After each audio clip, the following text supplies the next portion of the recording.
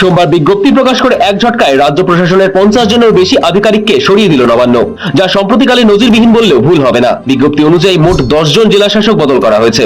উত্তর ও দক্ষিণ 24 পরগনা, বীরভূম, কোচবিহার, দার্জিলিং, মালদা, পুরুলিয়া, পূর্ব ও পশ্চিম মেদিনীপুর, মুর্শিদাবাদের জেলা শাসকদের বদলি করা হয়েছে। অতিরিক্ত জেলা শাসক 22 জন ও মহকুমা শাসক 15 জনকেও বদল করা হয়েছে। বদলির তালিকায় রয়েছেন অফিসার অন স্পেশাল ডিউটির 10 জন আধিকারিকও। বিভিন্ন সরকারি দপ্তরের সচিব পর্যায়ে ব্যাপক রদবদলের বিজ্ঞপ্তি জারি হয়েছে। রদবদল করা হয়েছে কলকাতা পুরসভাতেও। উত্তর 24 পরগনা জেলা শাসক আইএএস শরৎ কুমার দ্বিবেদীকে বদলি করা হয়েছে স্বাস্থ্য ও জনকল্যাণ দপ্তরে। দক্ষিণ 24 পরগনা জেলা শাসক আইএএস সুমিত গুপ্তাকে বদলি করা হয়েছে কলকাতা পুরসভার মিউনিসিপ্যাল কমিশনার পদে। হিটকোর managing director IAS Shashank Sethi বদলি হয়ে যাচ্ছেন উত্তর 24 পরগনায়। তিনি সেখানকার জেলা শাসকের দায়িত্ব সামলাবেন। কোচবিহারের জেলা শাসক অরবিন্দ কুমার মিনা এবার দক্ষিণ 24 পরগনা জেলা শাসক হচ্ছেন। মুর্শিদাবাদের জেলা শাসক রাজশ্রী মিত্র এবার সামলাবেন এইচআইডিসিও। পুরুলিয়ার জেলা শাসক রজত নন্দ এবার থেকে পর্যটন বিভাগের ডিরেক্টর পদে বসছেন।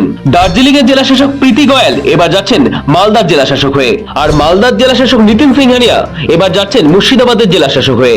হলদিয়া চিফ এক্সিকিউটিভ অফিসার কোনঠাম সুধীর এবার পুরুলিয়ার জেলা শাসক হচ্ছেন। কলকাতা পুরসভার মিউনিসিপ্যাল কমিশনার ধবল জৈন এবার বীরভূমের জেলা শাসক হচ্ছেন। পূর্ব মেদিনীপুরের নতুন জেলা শাসক হচ্ছেন ইউনিস রেশিন ইসমাইল। কোচবিহারের নতুন জেলা শাসক রাজু মিশ্র। উত্তর 24 পরগনার এডিএম রাজু মিশ্র এবার সামলাবেন ঝাড়গ্রাম। এডিএম উত্তর 24 পরগনার মনীষ মিশ্র বদলি হয়েছেন দার্জিলিং এ। বীরভূমের জেলা শাসক বিধান চন্দ্র রায় এবার খাদ্য ভবনের স্পেশাল সেক্রেটারি হয়ে আসছেন। ঝাড়গ্রামের জেলা শাসক সুনীল আগরওয়াল বদলি হয়েছেন উত্তর 24 পরগনার উন্নয়ন বিভাগের স্পেশাল সেক্রেটারি পদে। পূর্ব মেদিনীপুরের জেলা শাসক পূর্ণেন্দু কুমার মাঝি এবার স্পেশাল সেক্রেটারি হচ্ছেন ইউডি এবং এম এর বিভাগে। আগামী বছরই রাজ্যে বিধানসভা ভোট, তার আগে রাজ্যে এসআইআর এর কাজ চলবে।